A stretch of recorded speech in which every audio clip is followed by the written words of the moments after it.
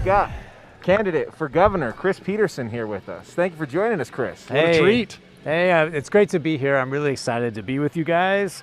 It's wonderful to be up here in Weber County and talk to Weber County Democrats about the need for change in our state. So it's wonderful to be here. Thanks for having me. Yeah, thank you. I've been hearing about you a lot, and I'm excited to get a chance to get to know you a little bit.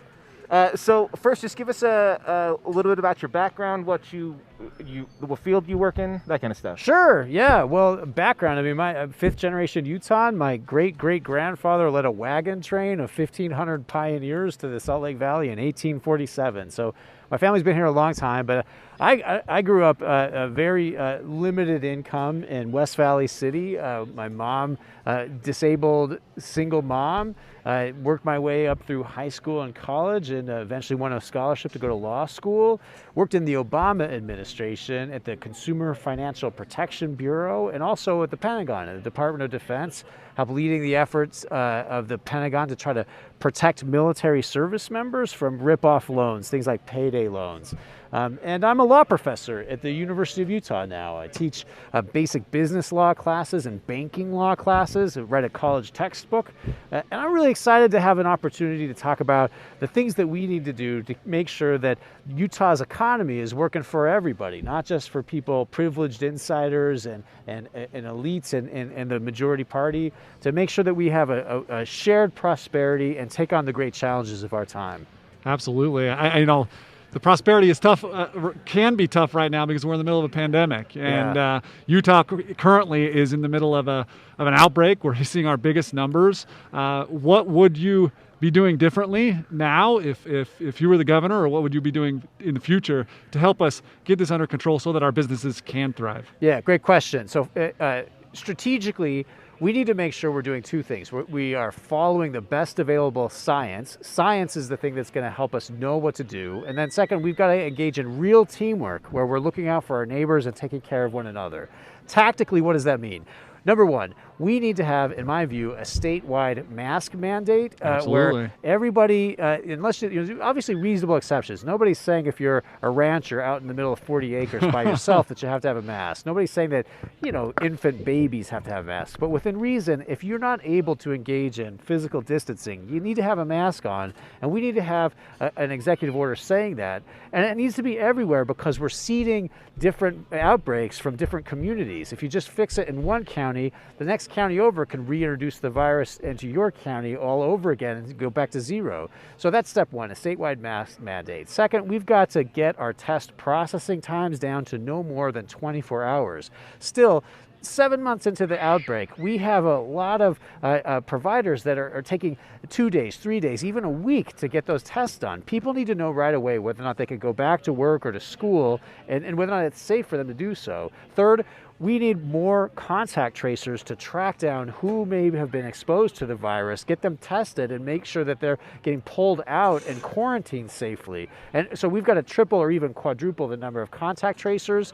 And then fourth, we've got to make sure that we've got the best available technology and resources to try to solve this problem. I'm very disappointed that 7 months into this outbreak, people still can't go and get the N95 masks that are the best available protection. And the government's currently closing low-income health clinics here in Ogden and Salt Lake City and Provo over a minor budget shortfall. Those clinics should be leveraged to try to make sure we're dealing with this pandemic. And at the same time, they're spending a bunch of money on things that don't work, like a cell phone app that didn't help anybody and doesn't actually work. They spent more on that cell phone app than the budget shortfall for those clinics that they're closing that really would have helped people out. So we've got to do a better job getting our resources deployed. Those four things together would go a long way to saving lives. And we were talking a minute ago with Greg Skordas about some of the ballot initiatives that have gone on and how people may not realize how the Attorney General may be involved. I'm curious what role the executive branch of the state government may be able to have when ballot initiatives go the way they've gone recently, where the will of the people gets ignored and things like that.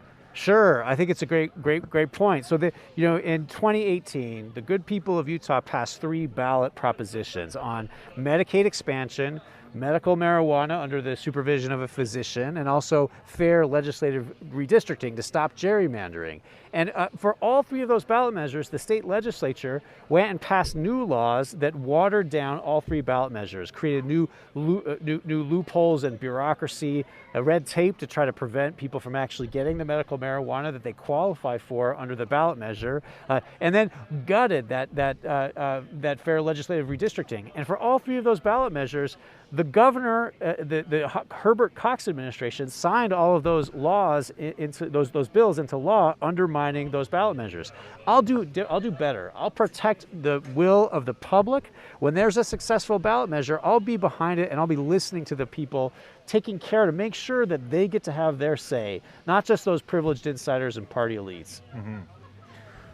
And I'm curious, are there things that you feel like have not been getting the attention they need, particularly as the COVID crisis has gone on? You know, what are we missing out on? What does the state need to be doing? Well, you know, there are some things that are going pretty well in this state. We have a relatively low unemployment rate in comparison to some other states. It's obviously we're struggling more with the coronavirus. But the problem in our state is that some of our prosperity is not being shared equally. One of the challenges, did you know that we are in the bottom half to third of actual health insurance coverage in this state? We also have the lowest per pupil funding for our education, for our public schools. And we've got some real challenges. We have one of the highest depression and highest suicide rates in America. There are real challenges, places where we have opportunities to improve. And I think that the current majority party just isn't getting the job done to try to identify what those problems are and really make progress. I'll do better. And so what are you going to try to do to help change that prosperity and let that flow down so that some of our lower income families can be assured health care and assured a living wage and be able to close that gap? Sure. Well, first off, we already made some progress when the public voted to expand Medicaid, but there's no guarantee that expansion is going to stick around. Next January, the state legislature can undo that, and if not that January, the January after, or even in a special session. If I'm elected governor, I'll be making sure that I exercise my veto over any bill that attempts to undo that ballot measure. And that can make a difference for hundreds of thousands of Utahns in terms of whether or not they get access to health care. In addition, the current Republican Party is supporting a lawsuit that, with the changes in the Supreme Court, is even more likely to repeal the Affordable Health Care Act. Let me just give you one example of what could happen. That's the same law that prohibits insurance companies from discriminating against people for pre-existing conditions. So at the same time that more and more Americans all across the country and here in Utah are getting the coronavirus, that coronavirus could be a pre-existing condition that an insurance company could deny you coverage for down the road as soon as this lawsuit that they're running and operating at taxpayer expense. So right now, we're all paying taxes to try to get a lawsuit in place that would undermine our ability to get health insurance in the event that we get coronavirus, which they're not doing enough to protect us from. That's not acceptable. I can do better, and I will do better. And this case is set to be heard from the Supreme Court the week after the election. That's right. That's right. That means Medicaid expansion goes away. My personal health insurance I get through the Obamacare exchange. Yes. That goes away. These pre-existing conditions go away. And so Utah's going to have to be in a place, if that does go away, to act. And how are we going to get our people covered during that time? Craig, the lieutenant governor that you're paying his taxes for is actively engaged in the lawsuit to take away your health insurance. That is a simple, demonstrable fact, and it's not an exaggeration. It's not okay. It's not okay. That is crazy when you say it like that. All right. Well, thank you so much, Chris Peterson, candidate for governor. Thank you so much for joining us. Hey, guys, That was I really awesome. appreciate it. Thank Elbow you. bumps. Elbow Thanks so bumps. much. Yeah, It's great to meet you all. Vote Peterson Brown on November 3rd. Absolutely. Thank you. Will do.